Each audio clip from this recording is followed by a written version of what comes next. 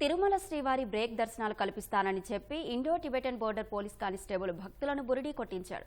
తిరుమలలో బ్రేక్ దర్శనం కల్పిస్తానంటూ ITBP constable Chandrasekhar బెంగళూరుకు చెందిన హరిబాబు చంద్రశేఖర్ నుంచి భారీ మొత్తంలో డబ్బులు వసూలు చేశాడు. అనంతపురం ఎమ్మెల్సీ శివరామిరెడ్డి సిఫార్సు లేఖపై 6 టికెట్లు గాను 50,000 రూపాయలు, అరకు ఎమ్మెల్యే రేగం మత్స్యలింగం సిఫార్సు లేఖలపై 20,000 వసూలు చేశాడు. తిరుమలేశుని దగ్గర నుంచి చూసే భాగ్యం కలుగుతుందని ఆశపడిన భక్తులు కానిస్టేబుల్ చంద్రశేఖర్కు డబ్బు ముట్టజెప్పారు. బ్రేక్ దర్శనం చేయిస్తానని నమ్మించి 300 రూపాయల ప్రత్యేక దర్శనం చేయించి మమ అనిపించాడు. మోసపోయామని గుర్తించిన భక్తులు టీటీడీ విజిలెన్స్ అధికారులను ఆశ్రయించారు.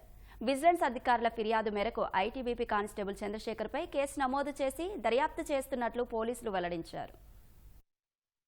విజిలెన్స్ వారు ఒక ఫిర్యాదు ఇవ్వడం జరిగింది.